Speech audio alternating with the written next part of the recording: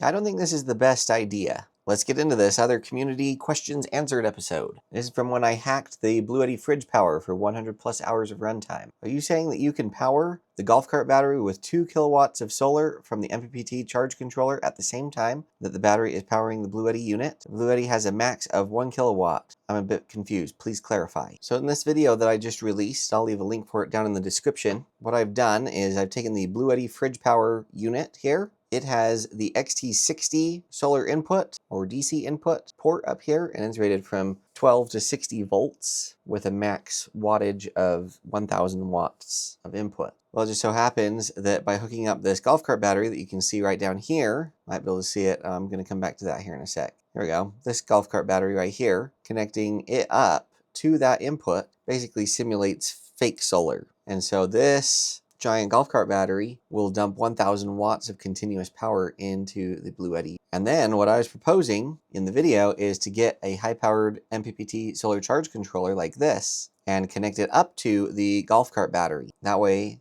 during the daytime, you can dump 1000 watts of solar power into the Bluetti unit, the maximum that it can accept, by way of dumping 2000 watts into this golf cart battery. And then that extra 1000 watts would go towards charging the golf cart battery. That way you could get some significant solar charging capabilities during the hours that the sunlight shines, as opposed to being limited to the 1000 watt input on the Bluetti Fridge Power. What you just explained here in this comment is exactly right. 2 kilowatts of solar into the golf cart battery, 1000 watts of that goes into the Bluetti Fridge Power, and the other 1000 watts goes towards charging the golf cart battery. If your Bluetti is full, then a full 2 kilowatts is going to go into the golf cart battery, and it will just be there ready to go when the Fridge Power requests it. Comment from the video: no name power station beat every brand I tested in one way. Can this be used with the hybrid AC mini split you posted about? I'm planning my DIY system. The answer is 100% yes. So the power in question was this UDPOWER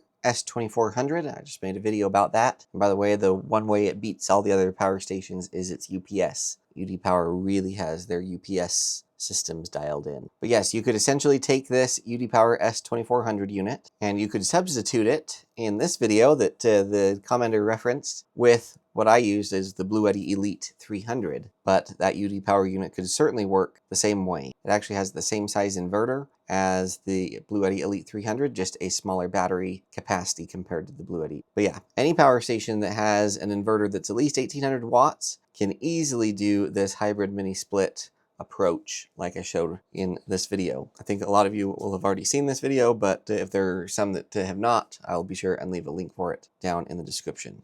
Next question from this robot mower finally mows the lawn like I do, featuring the Momotion Luba Mini 2 all-wheel drive. It appears it has about a 50 to 70% overlap. Is that normal? Yes. If you look at the video, you can see that it does overlap its swipes, but there is an adjustment in the app, so you can actually tell it exactly how much overlap you want. I had mine overlapping a little more than usual because my grass was extra long. Mixing battery brands, are you about to burn your house down?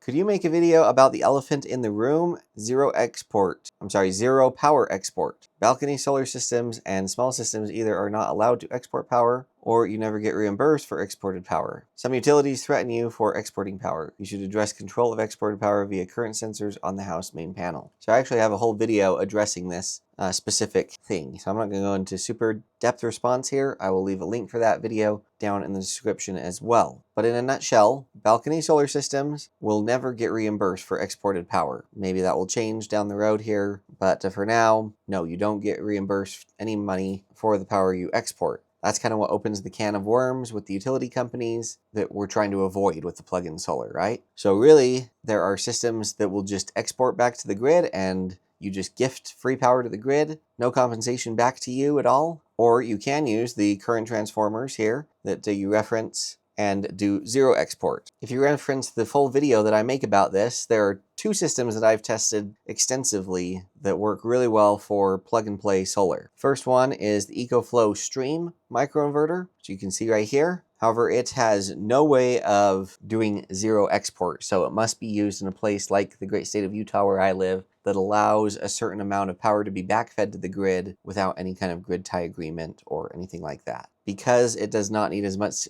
sophistication to accomplish its job of, just providing power through an outlet. This is the cheaper option, but your state needs to have laws, allowing this kind of thing to be implemented. The alternative is this place called Craftstrom Solar. You're going to pay substantially more money for their kit. The reason being is because they have this smart power meter is what they call it. You might be able to see right here where we've got these black current sensors on these main wires feeding the panel, that this smart power meter can actually tell when the solar is getting close to pushing power back to the grid, and it will actually throttle the output of the solar automatically so that you do not push any power back to the grid while still maximizing the total offset on your house. So I think it could be a little more efficient, and it works in areas that have not yet legalized, just power getting pushed back to the grid without any permits or anything, while still giving you the possibility and flexibility of using plug-in solar. So that should be addressing the elephant in the room in a very short, concise way. Go check out that in-depth video I'll have linked down below for more information. Mixing battery brands. Are you about to burn your house down? This is from the last Q&A video as well. On your It's Okay to Mix and Match Batteries video, is it okay if you take, say, a new battery, 100 to 90% capacity, and parallel it with an old battery that only has 20 to 50% left of its capacity?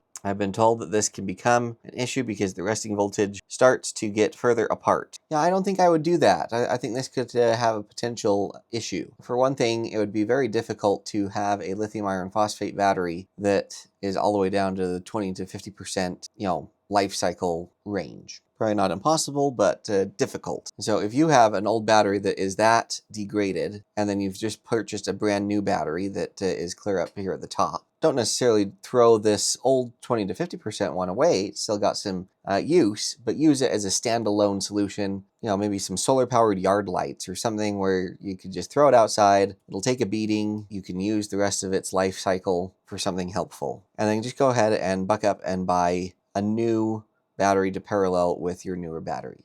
Lithium iron phosphate batteries are so darn cheap right now. I don't think there's any reason to try to mix these two batteries that are this far apart in degradation, where you could just repurpose one of them and get another one that matches a little closer and call it a day. What's going to be a little more likely with lithium iron phosphate is to have a brand new battery that's right here at the 100% range, and then maybe a battery you've been cycling for a couple of years and maybe it's had a full 10% degradation. That's going to be more common, and that I have no problem with whatsoever. Yes, the old battery is going to cycle a little harder just because it is missing that top 10% that the brand new one has, but it's not that big of a spread to worry about, at least at this point in time. At least that's my thought and opinion on it. Don't forget, I'm going to have links to the videos I referenced in this video down in the description, as well as easy to access help links where you can submit a guaranteed to be answered question, sit down and book a one-on-one video consultation, or use my custom YouTube channel search engine. The response and feedback has been positive on these question and answer videos, so I'm going to continue to do them at least for the time being. Please continue to provide the feedback and ask your questions and different things so that I can kind of continue to keep my finger on the pulse of this, make sure I'm bringing value to you guys as my audience. Like, comment, share, subscribe, and hype. My 5 favorite free things for my viewers to do. All of you stay safe, and we'll catch y'all next time.